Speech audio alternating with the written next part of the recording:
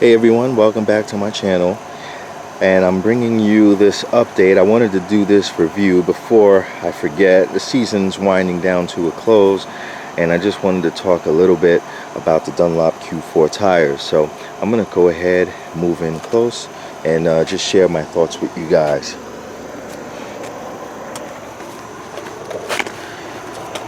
So starting with the front, and I got the bike on the stand. You can see I got some rubber accumulating here by the tread, and you know, the tire could take a lot more lean. And at New Jersey Motorsports, I was dragging my knee and my toes. Granted, I wasn't using stock. I mean, I wasn't using aftermarket rear sets, and that's why I was dragging my toes, I'm sure. But I'll post a picture in a moment, and you can see I'm banked over pretty good.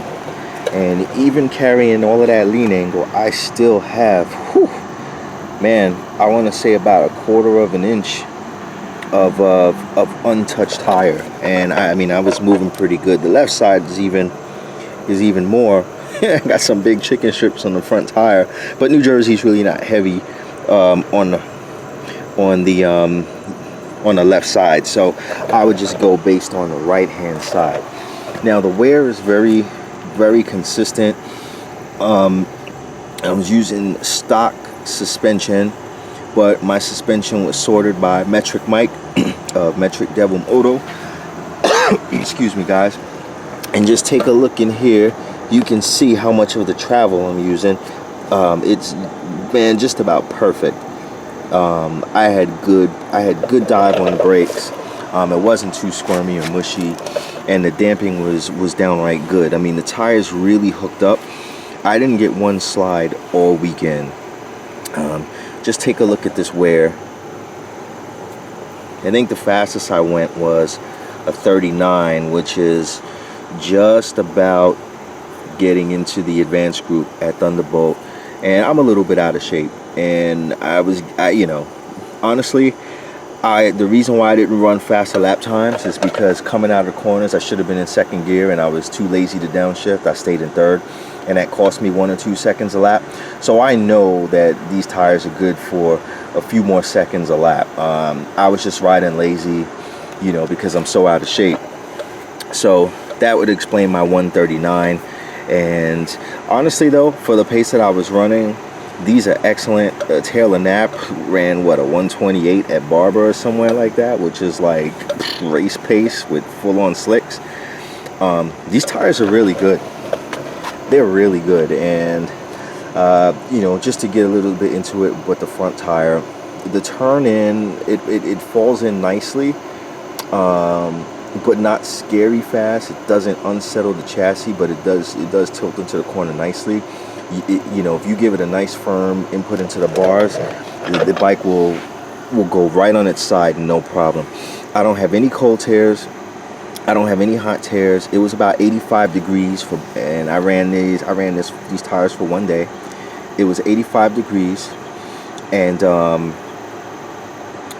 I used warmers. I cheated. Now, a lot of guys are saying, you know, cold pressure should be 31 front and 30 rear or something like that.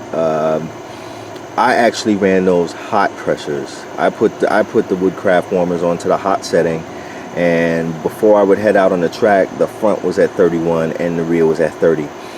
I like that setting. It worked really good for me. I had grip all day. New Jersey's an abrasive track, and these tires did not get torn up. The front took pretty much everything I could throw at it. Now, New Jersey's not a heavy braking track. I mean, you're just really using your brakes in turn one. And honestly, I think that's it. Maybe you're trailing the brakes into the decrease in radius coming out of the fishbowl. I think that might be turn 7. Long right-hander. Maybe you trail the brakes when it closes up on you. But outside of that, you're really not on the brakes. You're using the engine. So, you know, the jury's still out. You don't want these tires. But, you know, you can see it's still got some of the Dunlop letters there. I didn't really even beat it up. The compound, I mean, it's a stiff carcass, but not as stiff as like the older Q3s and the Q2s, but it's a little bit softer than those, but it is still stiff compared to some of the other competition out there, like Michelin, for example. And I like that. I mean, I could feel everything coming up through the bars, and it was transmitted well through the front. This front tire, man, I want to give this front tire, I would say, man, I'd give it a 10. And I don't throw 10s out there often. Like the front did not hold me back at all. I really felt I could have pushed harder. The front is superb. And honestly, like if guys are on a budget, I think they could use this front tire for a few sprint races, to be honest. Yeah, I really do. I really think they could throw this thing in the corner and it'll hook up, you know, some of the really fast guys that are much lighter and more skilled than myself. I think they could do some damage with this front tire. So that's my review of the front. And give me 1 second. I'm gonna come around to the back, take my stool.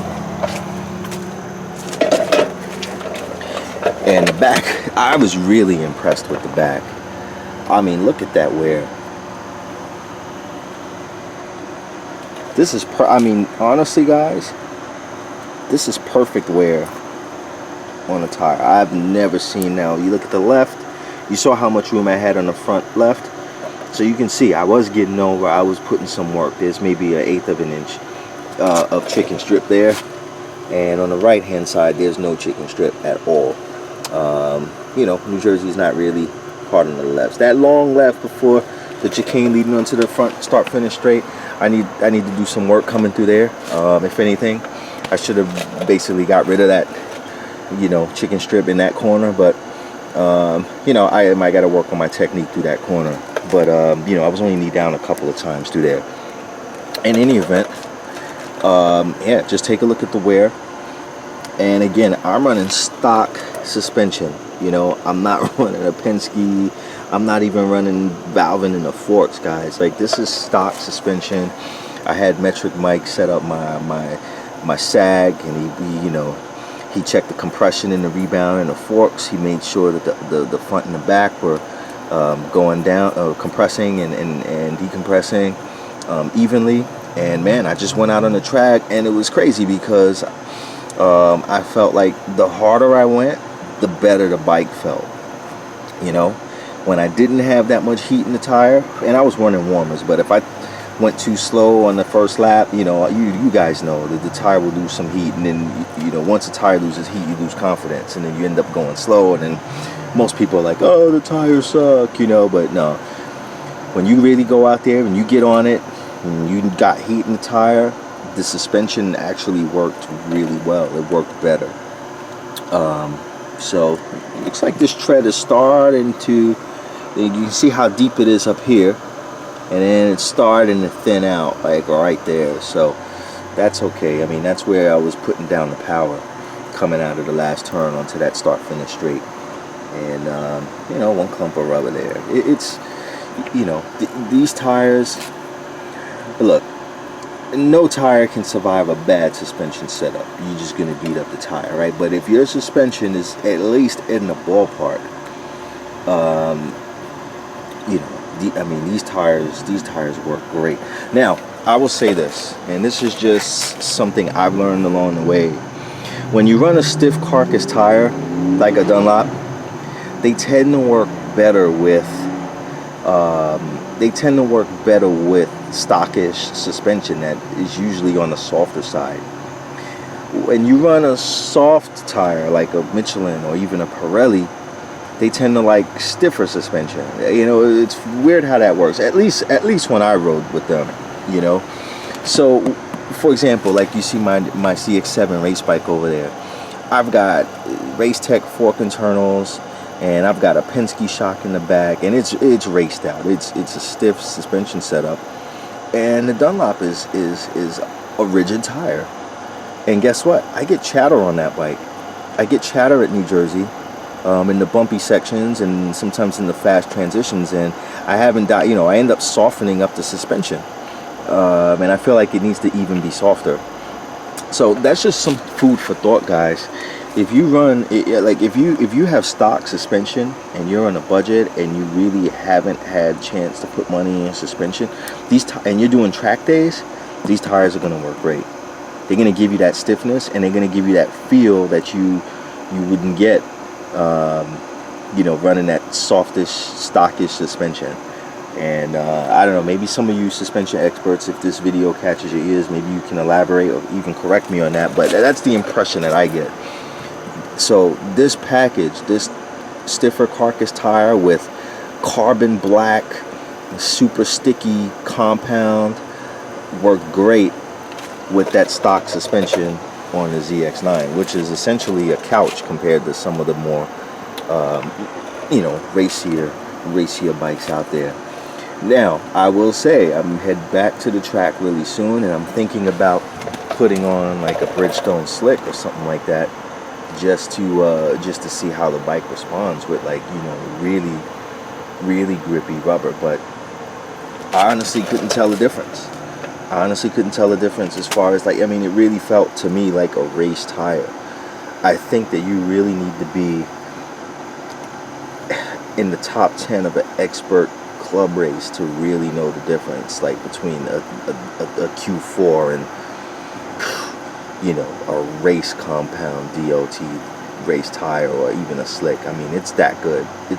Guys. I'm not just saying that. So longevity, I don't really know. I'm not one to like try to get 5 days out of a set of tires. I usually take the rear off after a day, no more than a day and a half, and in the fronts usually no more than 3 days. So I don't think I'm gonna have these on here that long. I may just take these off and put them on another bike that I'm just gonna use on the street. I don't know if I would tempt another track day. I mean, I can see a little bit of a wear pattern starting to form there, so I think I could probably get one more day out of this tire on a track that's heavy on the right hand corners. Outside of that, though, I don't know if I would push it too much. So that's it, guys. I wanted to, if I had to grade the rear tire, I'd give it a 10. I'd give these tires a 10 out of 10 for track days. And I don't give 10s often. There's usually something I can find. But for what I experience, my experience, I want to give them 10s, front and rear. Just for track days, not for racing. I mean, for racing, I would probably give them 8s. I would give them 8s for racing. I mean, if you're at a track and your slick is shot, you're running Dunlop slicks, and your slick is shot, and you just need to throw a tire on the cheap, or the tire vendor's not there, man, if you got a Q4 laying around, bro, throw it on. It'll get you through the day. I can almost guarantee it. The tire is that good. So that's it for this in-depth review on the Dunlop Q4s. I hope you enjoyed it. If you have any specific questions about the tire, feel free to chime in and do my channel and ask me, and I'll be more than happy to give you my honest, unbiased opinion. I've been running Dunlop for the last few years. I ran Michelin for many years. I ran Pirelli for a season or two. I ran Metzlays.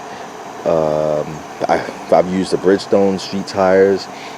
So I mean, I got Bridgestone slicks in my trailer over there. Like, I mean, I've used every brand of tire. I'm not brand loyal, so my opinion is honest and unbiased. So that's it for now, guys. I want to thank you for your support, and thank you for watching my channel, and I hope you're enjoying this content. I hope you enjoyed this Dunlop Q4 tire review. Any questions, feel free, and if you like what you saw, please hit the thumbs up button or even subscribe. Thanks again, guys. Talk to you soon.